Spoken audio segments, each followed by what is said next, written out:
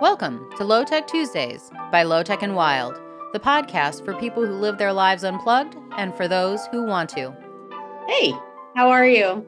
I'm doing great. How are you doing? Awesome. Yeah, well, welcome to the podcast. So where are you at right now? I'm in Brno, Czech Republic. What are you doing? I was waiting here to be sure that the competition in Zelina, Slovakia was going to happen. We just got special permission from the prime minister to be able to travel because they're just locking down the country and prohibiting people from any non-essential activities. Interesting. So yeah, I arrived here earlier in the week, and this is the venue for another European Cup where I competed 2 years ago. So it was nice to take a stroll down memory lane and check out the venue and just reacquaint myself with the area again. Yeah. Wow. So what were you there for 2 years ago? The competitions. Oh, okay. I did the European Cups in Switzerland and then here in the Czech Republic. So it's really motivating and encouraging, looking back at the competition structure and thinking about how far I've progressed in the past couple of years. Wow. So, did you think when you were a kid that this was something that you were going to pursue? No, I didn't really see the ice climbing per se, in my future. I really always enjoyed the adventure sports, and I know I had calendars and things like that. And I'm like a lifelong athlete, so I was always enjoying being active and climbing around trees and stuff like that, right? But no, I didn't really see the competitions coming. But I did, play a lot of competitive sports for, a long time through college. So I think that the training and the discipline that I cultivated with all those different activities really pays off these days, and it's no mere coincidence, maybe. Sure. They're translatable skills, those things. Absolutely. Yeah. Where'd you grow up? Was it icy? Was it cold? Was it snowy? No, a formative experience was we lived in Seattle, Washington for a while, and my father climbed Mount Rainier whenever we lived there. So I always had this image of my father being, intelligent, but also physically active and strong. And so I was always pulled to the mountains, I think, from living around Mount Rainier. In Seattle, people really revere Mount Rainier. You can see it from the city. Mm-hmm. And so for me to remember those things, spend time around Mount Rainier, and then also have these pictures and stories from my dad about climbing the mountains, that was a big motivator for wanting to develop those types of skills that would enable me to climb Mount Rainier and of course other mountains too. Sure. Yeah. Did you start off rock climbing? Were you? I started rock climbing as a teenager. Yeah. With my uncle in Tucson, Arizona. Okay. And then, that was kind of my introduction. I started leading a little bit. And then it was really when I was in school in Bozeman that I was surrounded by rock climbing friends and started, trad climbing and, climbing Granite Peak and having bigger aspirations. So it sounds like you started off outside. Definitely started off outside, which, in hindsight, right, I feel very fortunate about. I totally took that for granted, both in Arizona and in Bozeman. And also I think that, I started with family and close friends. Mm-hmm. And so I feel like that's also something that in hindsight, I've continued to perpetuate. And I think that, that spirit of really enjoying the time with the people as much as the activity itself has been something I've really enjoyed sharing with beginning climbers too, who might not have any mentors or might not have family and friends that they're doing it with. They might be starting, with a group of strangers or something like that. So I really try to remember how wonderful it felt to feel included and like there was this connection that we were sharing out there, and it wasn't just about the grade that we were climbing or anything like that. So what about between comps, training and recovery time and things that you like to do just for fun? Sure. Yeah. So, it's interesting when you train so hard, and you have so much fun doing it. It's a challenge at a certain point to take the rest days and actually be able to recover. I think that somehow it's a little bit easier during the international competitions because there's so many different things going on, and in a certain way, anticipating the performance, it's really nice to have those rest days and take care of some things while traveling. So I think I've gotten a lot smarter about recovery, through the years, compared to just go. But yeah, I think that, for me, I guess I've learned to take that recovery more seriously, in a way that maybe I used to really, think that way about the activities, right? You think about training and these things that you need to do to get better. And then I think that once you get in that habit, then you start really noticing the benefits of rest. And like, oh, wow, I didn't climb for 2 days and now I'm climbing even stronger than I was before. Obviously, rest is really important, But for me, I think it's also important with the competitions and traveling to share time connecting with family and friends. I think that I'm oftentimes kind of overstimulated and really busy when I'm like back in the States and just training.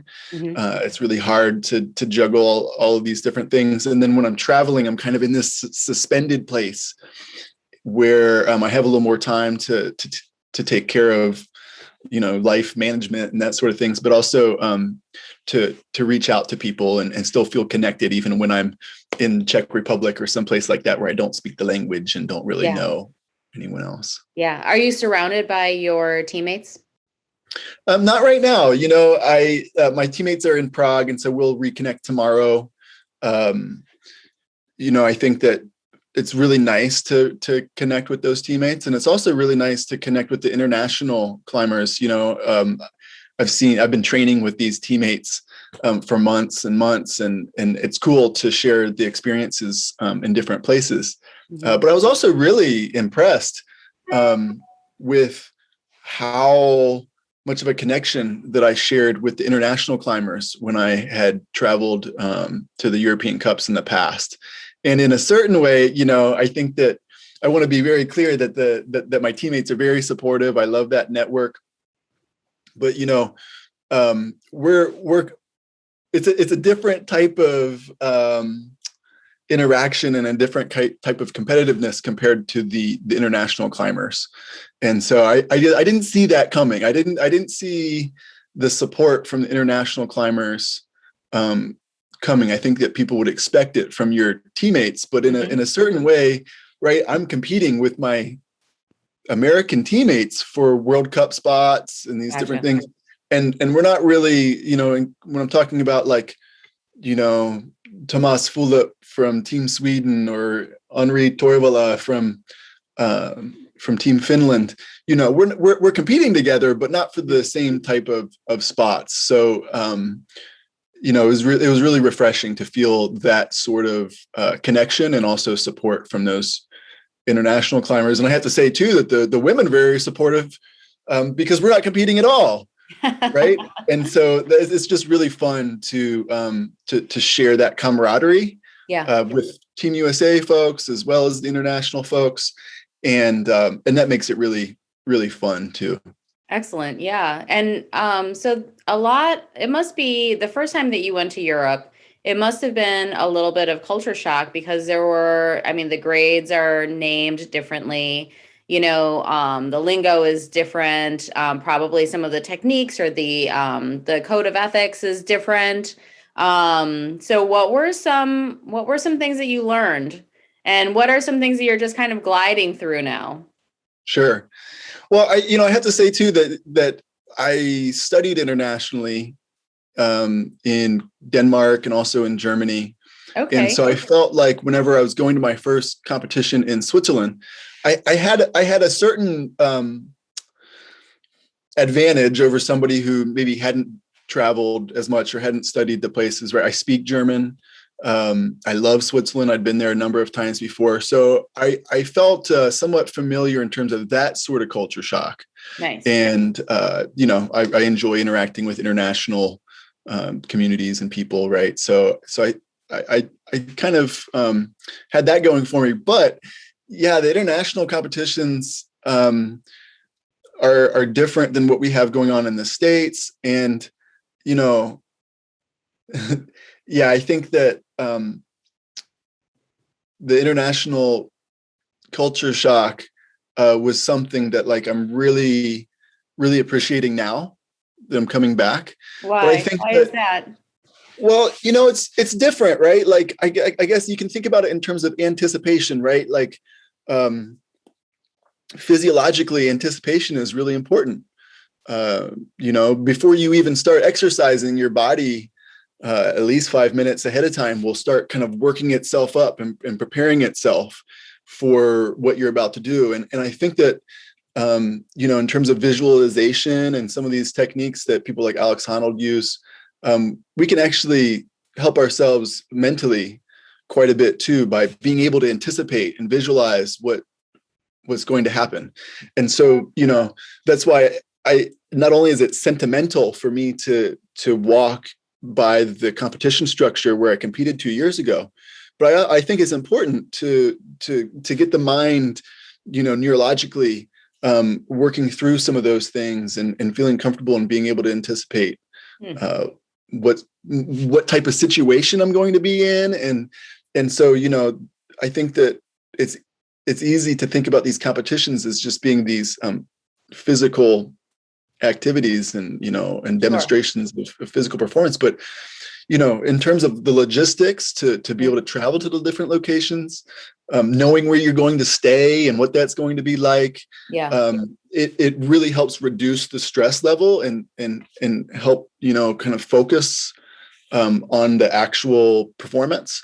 But when it's the first time competing at Ouray or the first time competing in Switzerland or Czech Republic, and you don't really know the structure you're going to be climbing on, you don't know exactly how to navigate the transportation between the different places, those challenges kind of distract you from being able to visualize what you're going to do and focus on the climbing. Sure. So yeah, I try to honor that by going to the venue the night before, and whether it's the transportation or actually looking at the structure, really being able to anticipate what's going to happen. So yeah, those times going back someplace, it's almost like climbing a route. Right. If you've never climbed a route before, on-sighting something is much more challenging compared to being able to do it the second time. And so there are many logistical and also, emotional components of going back. And part of it's even, knowing the other competitors and knowing where you might fit in compared to them, as well as knowing what they like to talk about. Interesting. Okay. All right. Are you throwing them curveballs in conversation or something? No, I'd like to think I'm a kind-hearted, frank enough person that, you kind of just, you get what you get, right? That's me. And, sure. And yeah, I can't help but being really supportive for these guys. And I have to say that I really felt that support, not only from my teammates, but also from international competitors. This is a pretty small community, and it's something, it's a little bit different about ice climbing than rock climbing. It's a little bit of a smaller community. Some people have said it's a little more supportive. And so, competitors are cheering each other on. I'll never forget, some of those first competitions where their national competitors are just screaming and shouting as loud as anybody else for me to finish the routes. And especially when the cameras are on or all these people are watching and the time's ticking, feeling like you have this support and then it's not like a cutthroat environment. Right. Really, that's really surprising, isn't it? Yeah. Right. You might not expect that. Yeah. You might not expect that at all. So I really try to reciprocate that. And I think it's a small enough community that most people can't help would Sure. be really, really Well, I supportive. think you each know how difficult it is. I mean, whether you're experiencing it or you're experiencing, the nerves before you're going to hit that same route or whatever, and so it's just like, yeah, right on, when you see somebody else doing it, it's fantastic. Yeah. Yeah, I And remember. it's great that you get some beta prior by going by and looking at the different routes, and I think that that's really smart. And I don't know how many ice climbing athletes have the opportunity to be able to do that, but I would say that that's like a killer tip for sure. When Right. I Yeah, used to do a lot of triathlons, I would do the route prior, so that way you would know, is there going to be a hill? Is there going to be a turn in a hill? Is there going to be whatever, where are the buoys going to be? So, you get some sort of an idea, and then you can, perform like you're supposed to on the day of. right. Yeah, you usually cannot climb the routes themselves. Right, right. And the finals route is like hidden. So it's more of an on-site type of a situation. Mhm. But yeah, like Ouray is a great example. You can actually climb Mighty Aphrodite, as much as you want outside of the competition. And and you're really at a disadvantage if you're jumping on that thing fresh without Sure. doing that. What are the routes like or the for the comps in Europe? I mean, are they manufactured ice? Are they natural? Are there any wood blocks and things like that? I mean, how is it the same? How is it different?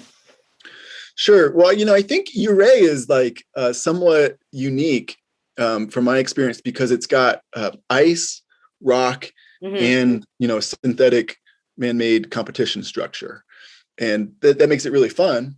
But it also makes it really challenging for people because you just can't have a weakness. You really Yeah. see people who maybe aren't comfortable on rock. They haven't really led on rock as much. In Europe, there's a little bit of ice, but a lot of times for these competitions, we're just using like the synthetic holds, and some of those are rock, but there's also metal holds, right? Whoa. And the idea behind that is they want to make the route as uniform and reproducible for all of the different competitors. But as possible, right? So if you had the ice, it's going to change so much from the first person to the last person going. Yeah. And so yeah, I think that was a little bit surprising to me. I thought maybe there was going to be a little more ice, when I was first in these competitions, and coming from Alaska, right? Like it's easy to take the ice for granted, maybe. Sure. But yeah, I think that each competition has its own different style. I know that in Switzerland, they have what are called Sam holds, and they've got these really special stone holds from using granite from this particular region. Here in Czech Republic, what stood out to me was a lot of wood. Interesting. And that was something that was new to me. It's not that easy to have a facility where you can kick into wooden walls. At the Ice Coop in Boulder, Colorado. It's one of the few facilities in the country where you can do that. But there's a certain touch. Ice climbing is very much about touch, right? There's a certain touch that you need to have to know how hard to kick into the wood to be able to use it as a hold without getting your foot stuck in there. Right. But this is something that I really enjoy about the different competitions and also about the climbing itself. I really got into mixed climbing and dry tooling and ice climbing because I wanted to be able to climb anything in any condition. Nice. And so these competitions really challenge people's ability to do that, and it's really fun, of course. What always freaks me out when I'm watching the competitions in Ouray is the moving boxes. I mean, do you, it's just like, oh, surprise. Oh, hey, you're going to be swinging and you're just on this little ice tool pokey thing, I mean, so, yeah, it's, as if ice climbing wasn't challenging enough. They were, throw in some fun stuff like that. Right. Yeah. I remember seeing it as an observer before I did the competitions. And yeah, I like pointing it out to people because it just looks so bizarre almost, right? To have these hanging volumes. Right. But when you're climbing, right, the way I've described it is that, okay, like it's hard enough to use these holds when they're fixed to the wall, but imagine having this hanging box Sure. with the holds. And then when you It's get not on even with it, your hands. It's one thing if it was like, because they do have those in like rock climbing too, and rock climbing gyms and things like that. Is it more fun? Yeah, maybe it's more fun, but I then was you're going to on say it's really fun. It's definitely position. more challenging, but there's like Yeah. some joy of like feeling the swing and of course, a lot of times with those volumes, what they're trying to do is really get people away from the wall. So maybe Hmm. you're forced to do figure fours and figure nines in a way that you wouldn't be when you're on the Gotcha. wall. Yeah. And so, yeah, seeing the top competitors just like traverse their way around these swinging volumes is kind of humbling. But yeah, Oh the yeah. more that I've done it, I think that there's also some joy. It's like almost jumping on a swing set and rock climbing at the same time. That's excellent. Well, I can say as an observer, I think that watching ice climbing comps is as thrilling as it's probably one of the most thrilling sports I think to watch. I mean, I feel like my cheeks get red and like I'm like, like are they gonna fall? Like it's a cliffhanger every step of the way. So yeah, it's very exciting. So I'm glad to see the sport growing so much. It's really incredible, the growth in the sport of ice climbing.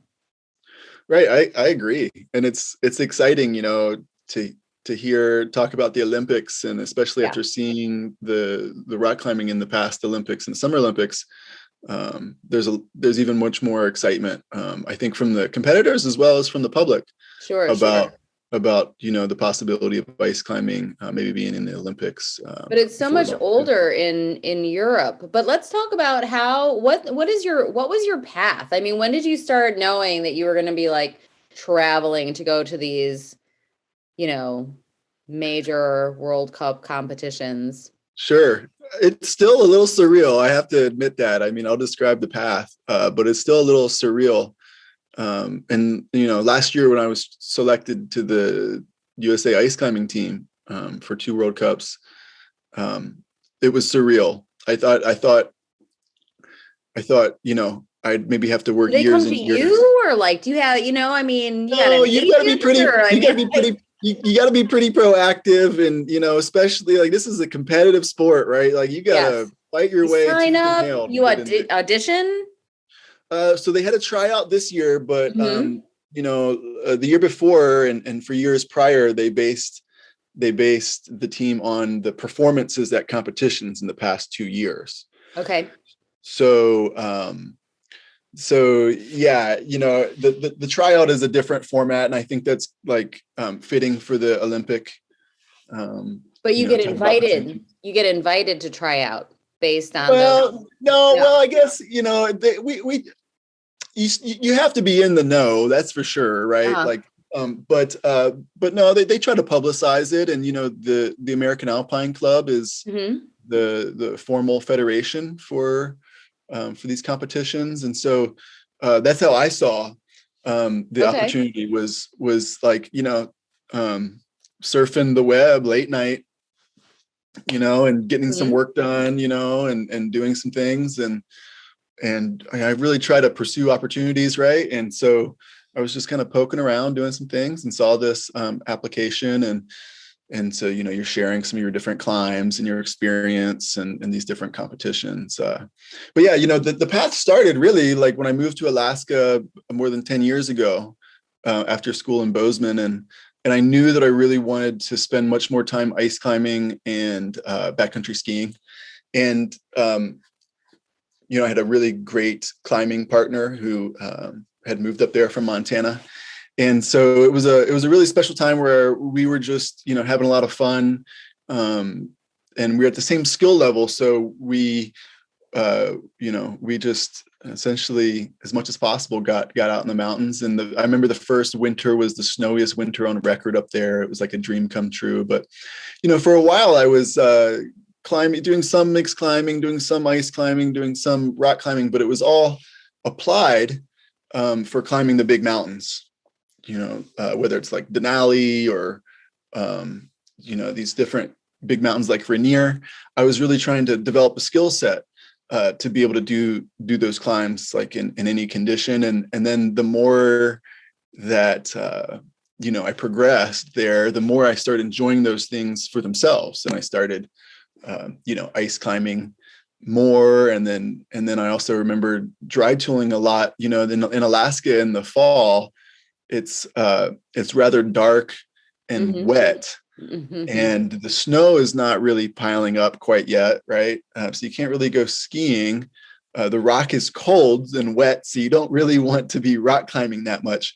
Right. And so I'd actually seen I'd seen Kelsey Gray, a local climber who's done a lot of guidebooks and route development, and he was talking about going to these places and working on aid climbing, and he's going in the middle of the night, and I just realized that there were a lot of opportunities to build these skills, even when the weather was bad.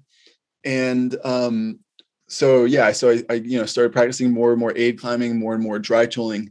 And what I really enjoyed about the dry tooling in particular, which is a great skill that's relevant for ice climbing, is that you just learn and progress so quickly. At first, when you're using crampons on rock and these tools on rock, it feels completely counterintuitive. It feels very awkward, like you're learning to swim for the first time or something like that. But a little bit of experience, a little bit of effort goes a long way. And so I started realizing, that how fun and rewarding and fulfilling it was to spend time doing this. And I just, began ice climbing for ice climbing's sake rather than just using it sometimes on a climb. And same thing with dry tooling. And then eventually I realized that there were other communities that were doing this more, and that there were other, that there were other areas, right, that were more developed. So as much as I enjoyed doing those things around Alaska, having lived around the States and even internationally, then I started connecting with people who were a little more familiar with those skills. And I really, appreciate mentorship as a student as well as a mentor. And so started picking it up and then what did you go abroad to study for, by the way? Was that college? Was that just a semester abroad? Or, did you do full years there for? It was, I had traveled internationally before, but I was in Copenhagen studying for 4 months. And then I got undergraduate degree as an undergraduate, right? Okay. And then after I graduated as an undergraduate, I got a foreign exchange scholarship from the German government and studied 6 months in Germany before I started graduate school in Bozeman. Okay. Wow. So what's your field? I was in graduate school for physics. Do you find that comes in handy? When I came to the competition here 2 years ago, there were 3 other Americans who came. They were all from Bozeman, which was really fun. I always loved Bozeman and the people there. And 2 out of the 3 had graduated from the physics department. Oh, there's one of the guys magical there. Right. I've thought about this and talked about this with some folks, especially in Boulder too. A lot of folks are scientists and engineers and that sort of thing. And talking with folks, at first I thought about it more in terms of like personality, that, it takes a certain type of personality to enjoy the problem solving aspect. Right. But talking with like doctors and some other people, I think too that maybe there is some like processing. I don't want to get too deep into any science or anything like that, but I'm seeing force vectors. and I'm thinking about like coefficient of friction. Right.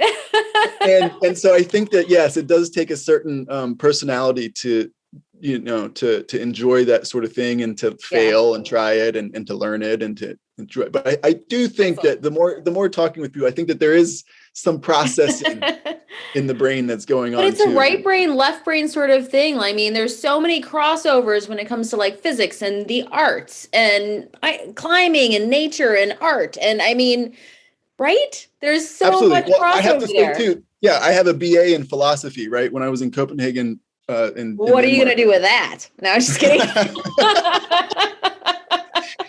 but That's why you had to get a master's.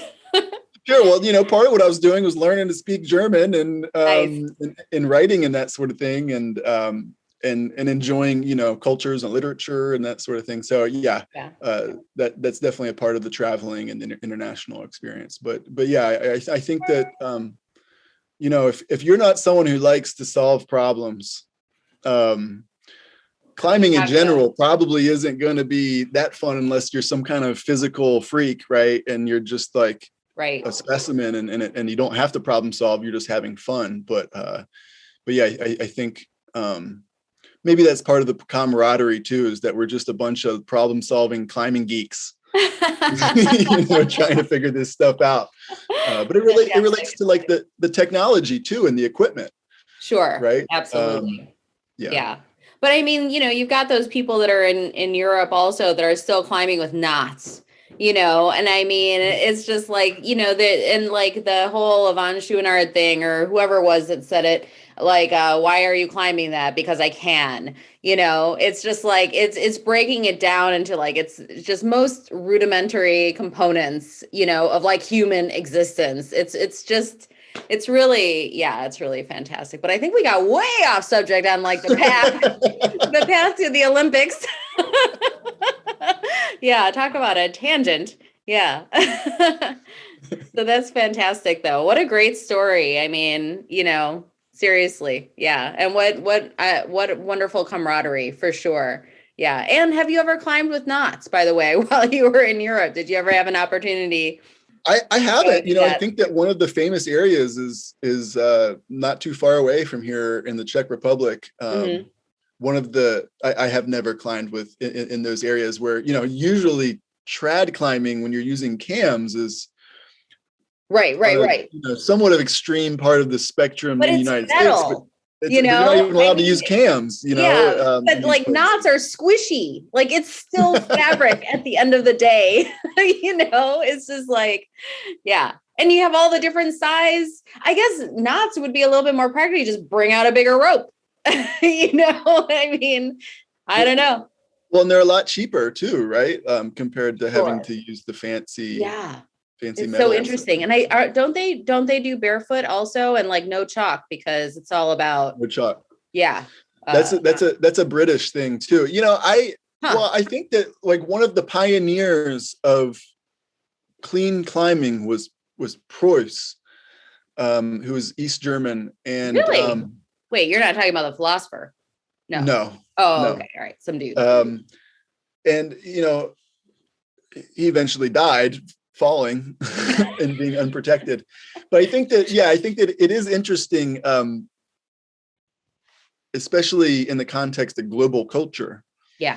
To have some perspective about these people's principles. Mm-hmm. And I think that most people would say, if they knew Preuss's story, that he was a little extreme, especially the way that he died.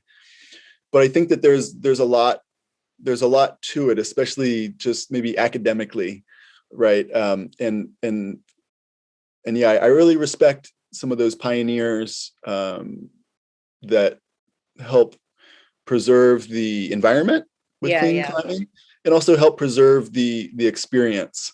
So it's been fun, talking with some of the different folks internationally. I bet. About those different methods and different principles, and also just about the different equipment. I think that ice climbing is still new enough, like that there's still a lot of development with equipment.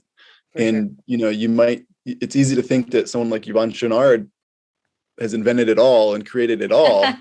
And he's done a lot, but there's still a lot going on in terms of new equipment and some of these different athletes are really on the cutting edge of developing this new equipment. They must have been using steel. And I mean, these days, I think Black Diamond just came out with some sort of a carbon fiber pole or something like that, that's like telescoping so that, it's easy to transport and then super duper light and all of these things. And those guys back in the day, I mean, I think they were using, steel and iron and full on metal, heavy stuff, imagine climbing something with, like railroad ties, basically, strapped to your belts. It's mind blowing. I think that, sometimes at these different areas, you think about some of these historic figures who have climbed, like, oh man, I climbed a route that like Dan Osmond climbed or Leighton Core climbed or Yvonne Chouinard climbed. Yeah. And that's pretty cool. But then you think about the equipment they were using. And it's mind blowing sometimes thinking about people climbing in, boots and not having like the fancy rubber on the climbing shoes and not having a curved shaft for the ice axe and that sort of thing. So I think part of what's fun about it is that ice climbing is still really developing rapidly. It was only really, I think, in the 80s that they did start using a curved shaft.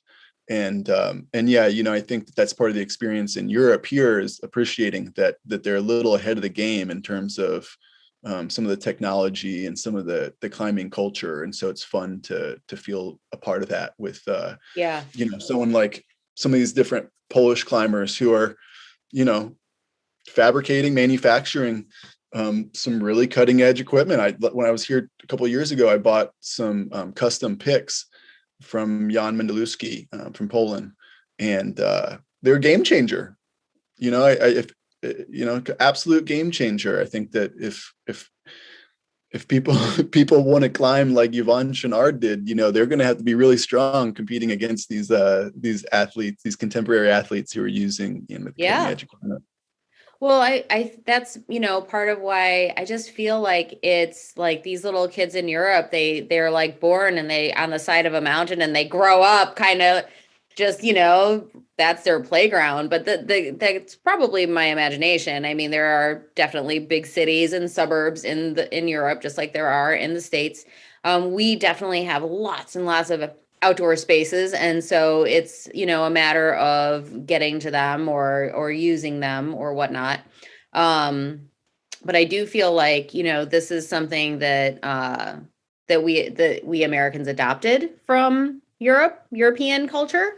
And, whether or not that maybe, is it true? Do all of these European kids grow up are they born on the side of a mountain? do they grow up doing are there skis that come out, with them? This is just, I don't know. Like I said, It's kind of how I picture it. I think that, the way this might be a little bit of an academic perspective, but, a lot of the avalanche science and snow science came from Switzerland and Europe. Something that struck me in the first time I was in the Alps was how long people have been living in the mountains, right? In the United States, like we have a rich heritage of outdoors, love of the outdoors and the wild. For sure. But I think it's a different perspective though, because it's so new. And I did have to look up who said that quote. It was George Mallory. So I had to look it up. Right. Because I knew I was wrong. But anyway, I think that I heard it out of Yvonne Chouinard's mouth. But anyway, I think that, in the United States, we have this conquer sort of, because the states are so new. So we're still kind of trying to grow out of that Wild West mentality of, where is the last frontier, or like, what can we conquer next? And it's not that Europeans don't think that way. I mean, obviously, they have, that's why we're here. Right. But at the same time, it's so much older for them. That's old money, as they say. You know what I Right. mean? Right. So Yeah. So like another example would be skis, right? Skis were invented in Scandinavia. United people have been skiing in Scandinavia out longer than of the United States has yeah, been in existence. practical to do And that. a different side is in terms of rock climbing, right? Like Hmm. in this kind of wilderness type of experience in the States, like in the 80s, um, climbers in California were really focusing on clean climbing in Yosemite. And Yes. so if you wanted to be one of the best clean climbers in the world, you're going to be in Yosemite. But if you're going to be one of the best climbers in the world in terms of the grade, you're coming from Europe. So, these different environments kind of produced different styles of climbing. Right. And so I think that, just like any global perspective, it's not necessarily one that's better than the other. But it's important to be well-rounded, and you need to be able to clean climb, but you also want Yeah. to be able to climb at a difficult grade. Right. Um, Right. an example to cut to the chase in terms of your question about people being born on the side of the mountains, right? You've got someone like Sina Gutz, who's probably the best female ice climber in Europe. Okay. And I trained with Sina in between European Cups in Switzerland, and her father is a guide, There right? you go. So she and her brother were climbing with her father, very young, and they had these Right. developed dry tooling areas accessible to them. Hmm. And I think that culture of people having careers as guides is obviously present in the United States, but it's maybe not quite as refined or as developed as it Yeah. is in Europe, right? I feel like So we're they always have an edge there. struggling. Like it's a dream, to like what like, if you're an outdoorsy person, like what's your dream? Oh, it's to be like a guide of some sort, right? But then it seems like you always have to have like your backup job, or that has to be a hobby. It's almost like equivalent to being an artist, really. You You're know? right. You're right. It was because it's fringe culture. It's almost, Yeah. like it used to be counterculture. It's amazing. I mean, obviously, I'm old to have any of that kind of perspective because climbing's so mainstream now. But in the United States, right, being a guide, being a climber is this like fringe kind of new thing, but it's Yeah. not quite the case in Europe. Guides and alpinists have enjoyed a level of respect in Europe that We're not there yet. We're Americans getting are there. still working on, perhaps. Yeah. Yeah.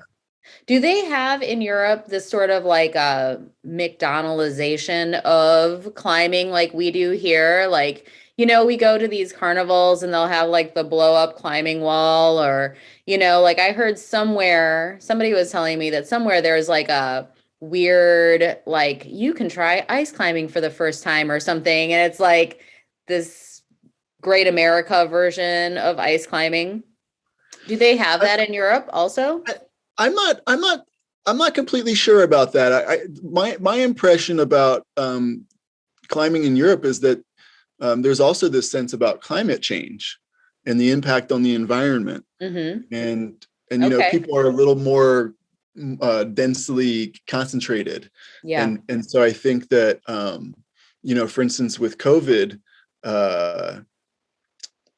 climbers were not necessarily able to just go climb because they're outside, but there are so many people that certain climbing areas were shut down. And I feel like that wasn't something I heard about in the United States. So in terms of like the mainstream culture, my guess is that there hasn't been the same sort of explosion or rapid development because there already had been the development. And it'd be interesting. I'm not sure, but it'd be interesting in terms of the gym to crag phenomenon. Yeah. If maybe it wasn't as big of a deal In Europe. in Europe because people have been climbing. They're just crag to crag. Right. But as far as like some places closing down, I think Red River Gorge exploded in the last like 10 years or so. And so places like that kind of found overcrowding in certain areas, they probably did have to do some closing, of sorts. In camping areas Yeah. around climbing crags. Yeah. Yeah. So I would bet that did happen. And I maybe there were some bigger parks that closed down. Like I was looking at a photo of I think it was Yosemite actually, and that just this stream of cars for Thanksgiving weekend or something, and I think Glacier National Park always did have a cap on how many people were allowed to go in.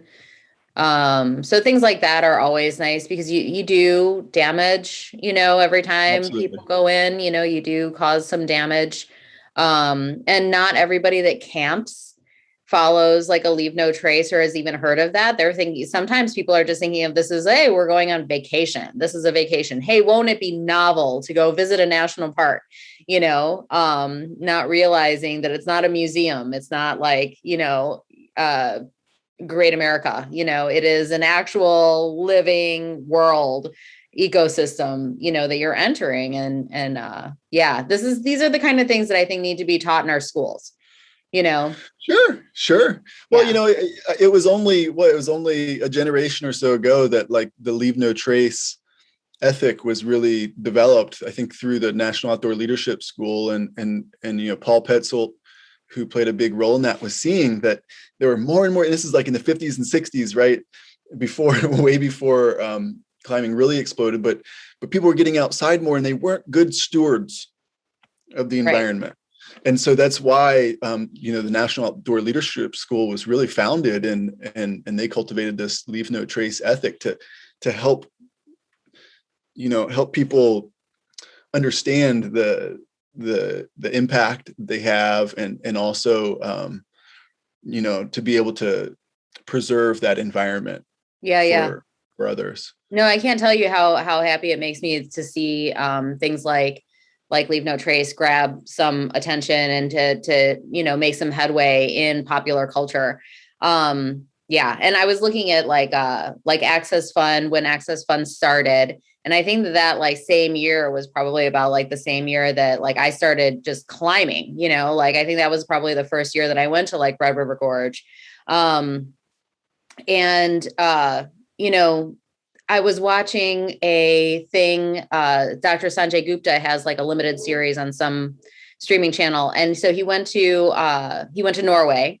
And so they have outdoor school, like this family took their kids to kindergarten by bicycle there's snow on the ground, and like, so I think that's the country that came up with the whole, there's no such thing as bad weather, just bad gear. Right. Sure. Isn't it?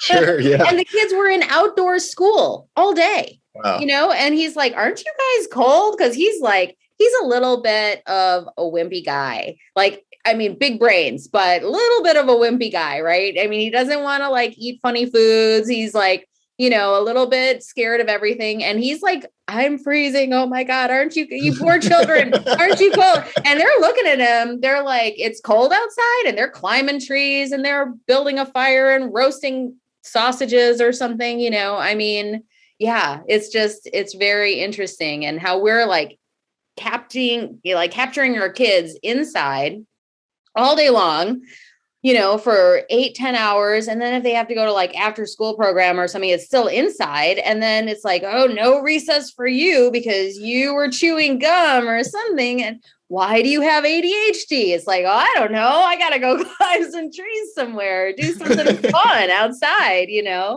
But totally. Think about how much you can learn from just like, I mean, like, okay, so natural antibacteria or like body defense systems, digging in the dirt, like getting dirty, like playing in the streams that are, out somewhere down the block or whatever, I mean, these are some things.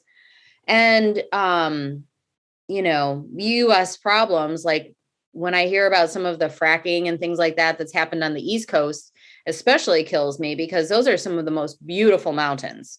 If you want to see fall colors or like hike the Appalachian Trail or go to West Virginia or whatever. And it's, when I think about like, the cows are dying because they're drinking from the stream and there's some pollutant or something like that came from some fracking something or another. And and that leads me to, and people wonder why we shouldn't save the boundary waters, right? Right. Right. Well, I think that, that's something that's kind of worked against us in the United States, that we've had this expansive wilderness in there. I think there has been this like sentiment or this feeling that it's so vast that it can kind of, Right. and it's so vast and resilient that it can take whatever we throw at it. And I think that in the United States, maybe we've been forced to see that a little more recently than some of the other countries. And I want to mention that, I love talking about Europe and I love talking about the United States, but especially in the context of ice climbing and these competitions, we have a lot to learn from places like Korea and Japan. And I think that was something that was surprising to me, to see how much they embrace these competitions and how think about the archipelago of Japan. You've got basically Florida at the bottom, and then you've got something resembling maybe Montana up at the top, right? Right. And they really revere nature. Yes, there in part because they don't have that much of it, right? They really revere nature there, and I think that's part of their culture. That's part of their culture. I absolutely. And I just feel like, I want to mention those types of places because I think that that's part of being an international competitor and going to these World Cups in these different places. It's really important to notice those things and also to share them with other people. And, I can relate to the joy, when I was studying in Europe, I really yearned to go like out west in the States and just be able to camp under the stars. Like that's something special that a lot of Americans can do that other people in other countries don't necessarily have access to. But I think that it's really important to pay attention to those cultures like Japan that really, they almost revere nature like a religion. It is. It is. And I don't think that we're quite there yet in terms of the respect that Mother Nature really deserves. Yeah. Well, I think COVID actually helped a little bit maybe with that, like the whole working remote thing. I think it's an interesting phenomena that like real estate prices for rental and stuff like that have really like just, in Colorado and various mountain towns have just, like exploded. And like to the point where people are just like, okay, well, we're going to live out of our van, but people are traveling more and take, the whole concept also of a gap year. And it's, I want like, it's like still not enough for me. Like, I still want like my neighbors. I saw somebody in a big truck drop like a 7-Eleven plastic cup half full out the window, So like, still, I'm like, I recently, okay, so that was a negative. So I'm going to give you a positive now. Great. Recently on social media, I saw a distant friend of mine say something like, don't rake your leaves this year. It just turns to dirt. I'm like, yay, applaud that. If that can become part of popular culture, I mean, how fantastic is that? Yeah. And I think it's really important that you mentioned both those like negatives and positives. I think that something people have noticed is that there's more crowding in the national parks. There's more people.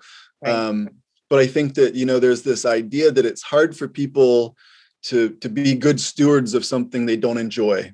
It's hard for people to have a respect and appreciation for the mountains when they're not spending any time there.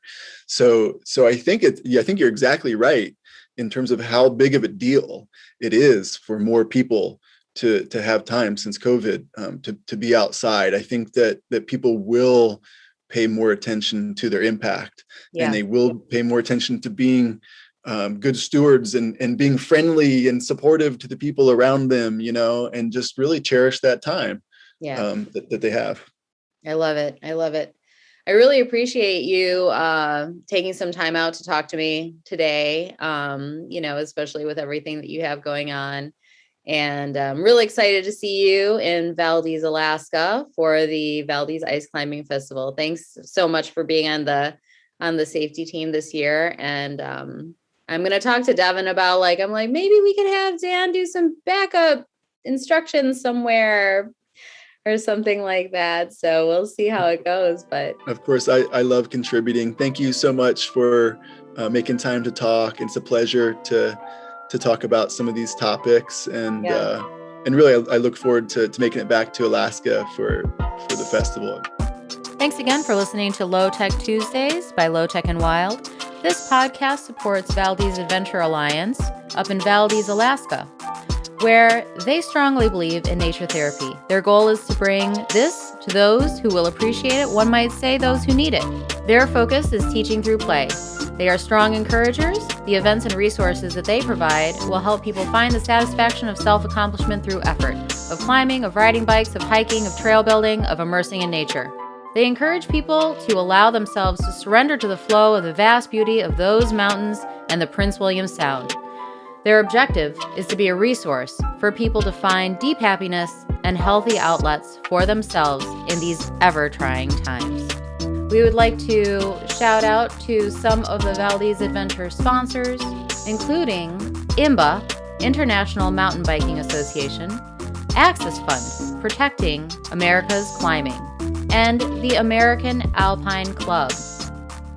Some local sponsors include the City of Valdez, the CVEA Community Foundation, Alyeska Pipeline, the Fat Mermaid, the Prospector, Valdez Avalanche Center, Raven, Alaska.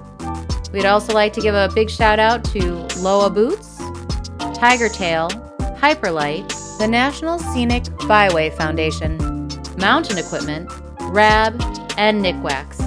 Thanks again for listening and enjoy your day.